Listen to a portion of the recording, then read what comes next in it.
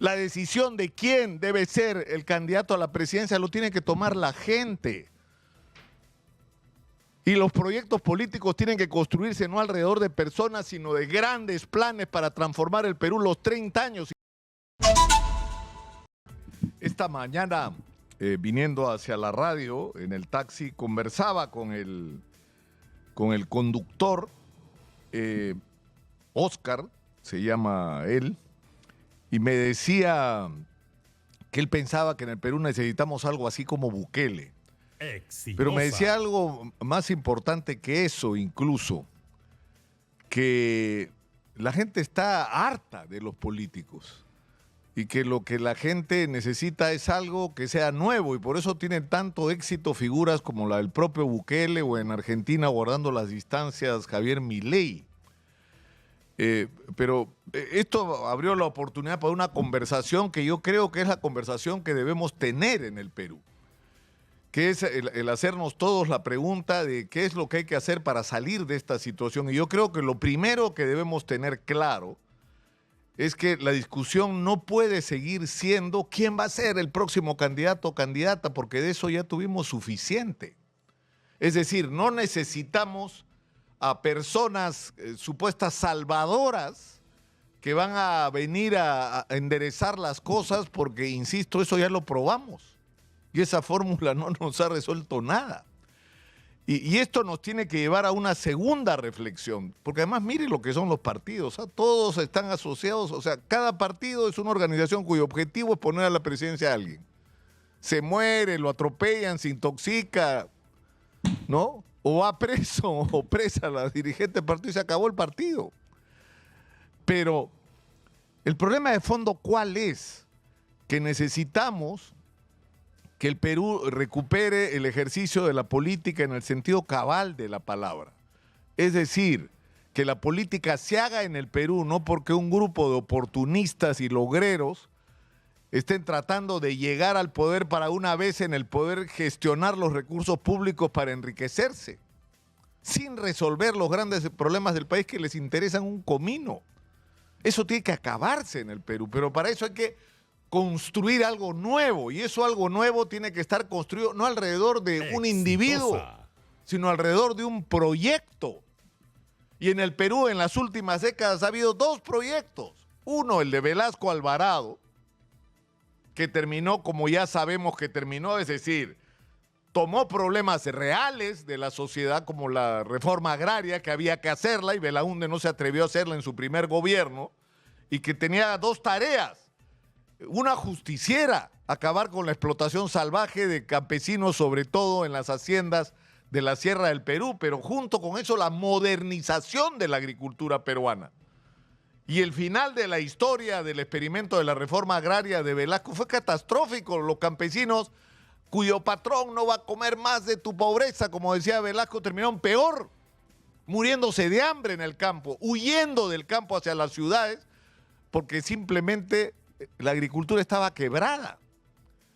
Entonces, y esto es solo un ejemplo de problemas reales que tomó Velasco y los resolvió mal. Estatizó totalmente la economía, intervino una intervención brutal del Estado en todas las áreas, endeudó de una manera monstruosa al país, desapareció toda forma de derecho civil, de derecho democrático, se instauró una dictadura real. Y fue un fracaso en todos los sentidos. Pero puso una agenda de los problemas que había que resolver, pero que afrontó mal. Y luego, ¿qué reemplazó eso? Porque cuando entró Belaúnde en su segundo gobierno y Alan García en su primer gobierno, ¿qué hicieron? Seguir lo que los militares les habían dejado. Una economía estatizada, la corrupción generalizada, ya lo sabemos. Hasta que apareció el proyecto del Movimiento Libertad, y de eso también hemos hablado, de los errores que cometieron, o que cometió sobre todo Vargas Llosa. ¿A quién se le ocurre, si está insurgiendo en el país una rebelión contra los partidos? Exitosa. Gente que está harta de los políticos tradicionales, gente que nunca ha hecho política y quiere hacer política, gente que tiene ideas renovadoras sobre cómo transformar el país, y les propones y los arrastras a una alianza con los que habían hecho tanto daño al país como Acción Popular y el PPC. Y por eso pierden las elecciones, primero en Lima con Belmo y después con Fujimori en las nacionales. Pero Fujimori tiene que hacer lo que el Movimiento Libertad había propuesto, porque era lo que había que hacer. El Perú tenía que reincorporarse a la economía mundial, el Perú tenía que desestatizar su economía, el Perú tenía que abrirse a la inversión, el Perú tenía que modernizarse, el Perú tenía que respaldar a sus emprendedores, es decir, había muchas cosas que hacer, había que reformar el Estado, el sistema de justicia. Bueno, Fujimori agarra parte de esto, desde mi punto de vista lo hace mal, pero por lo menos lo hace. Y gracias a que lo hace estamos vivos como economía. Y nuestros ingresos se han multiplicado de una manera extraordinaria en nuestras exportaciones. Y abordaron mucho, así como la estatización fue brutal, la desestatización, es decir, el proceso de privatización fue una tremenda pendejada acá entre nosotros. Pero se hizo. Y quienes han venido después de Fujimori, que cacareaban, ¿no? Era un discurso recontra radical contra Fujimori, pero llegaron al gobierno, Toledo, Alan García, Ollanta Humala, Pedro Pablo Kuczynski, Martín Vizcarra, el propio Castillo y Dina Boluarte, y todos no han hecho otra cosa que gestionar y administrar la herencia de la política económica de Fujimori, que había sido tomada a su vez del Movimiento Libertad. Entonces, ¿a dónde quiero ir? Que lo que ha sido decisivo son esas ideas con las que el país se ha organizado en estos años, que traen consigo cosas positivas que nos han permitido crecer como hemos crecido, pero que nos obligan a corregir lo que se hizo mal.